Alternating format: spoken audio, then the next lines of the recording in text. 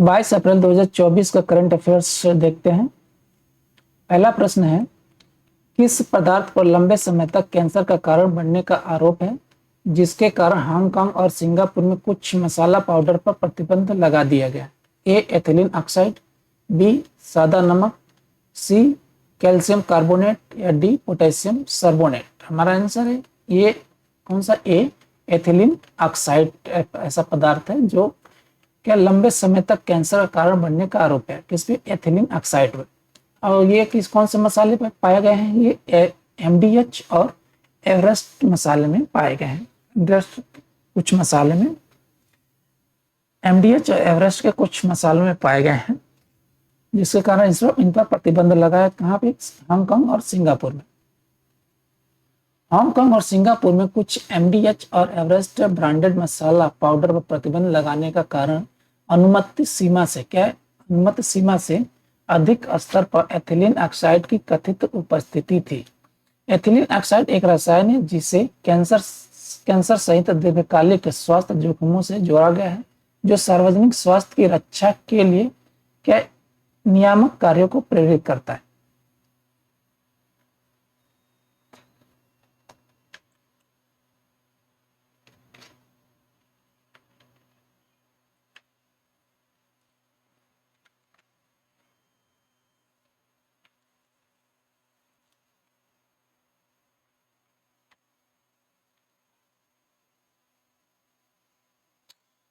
प्रश्न संख्या 2 देखते हैं।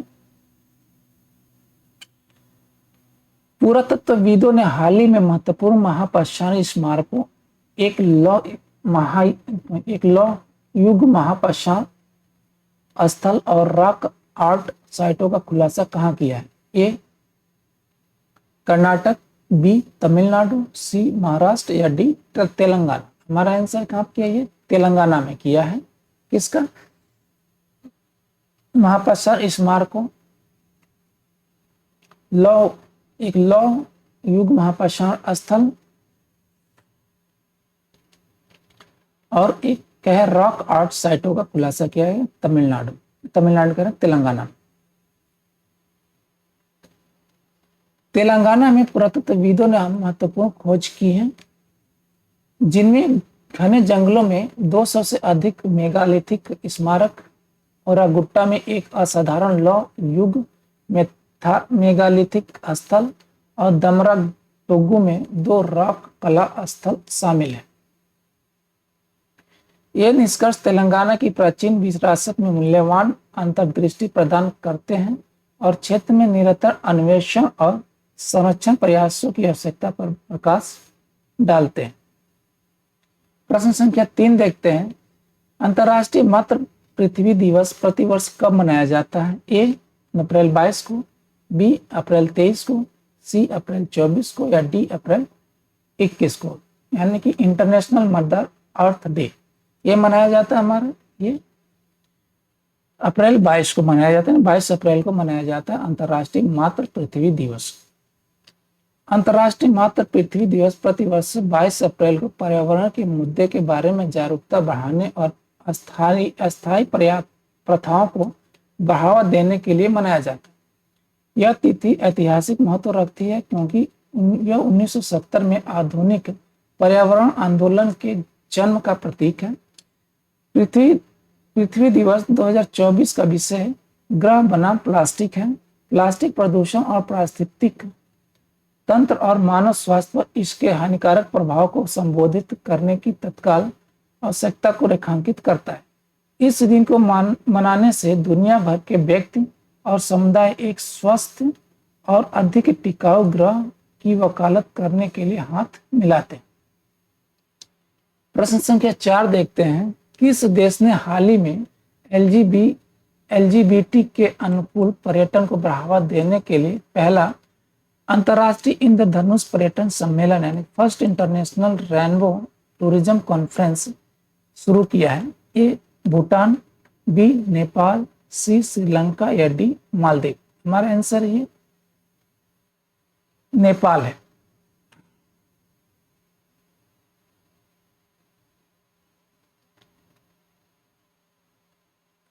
नेपाल ने हाल ही में मायाको पाहिचन नेपाल और नेपाल पर्यटन बोर्ड द्वारा आयोजित अपने पहले इंद्रधनुष पर्यटन सम्मेलन की मेजबानी की।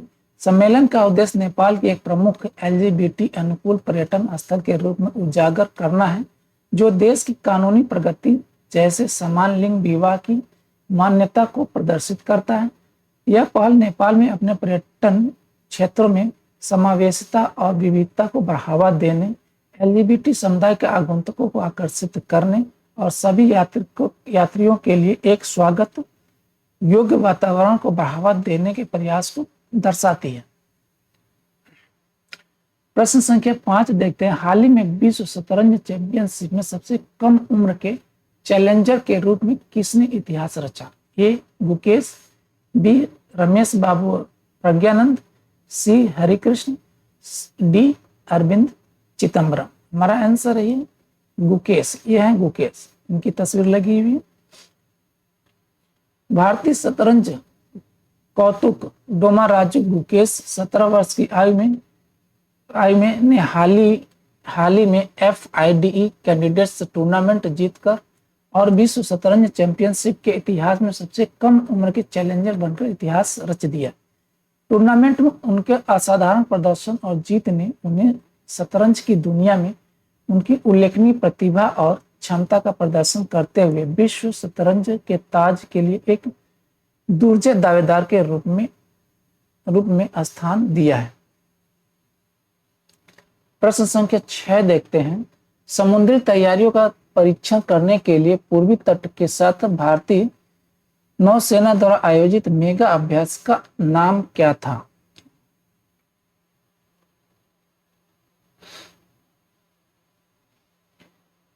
ए प्रलय अभ्यास, बी वरुण, सी पूर्वी लहर या डी प्रोपेक्स।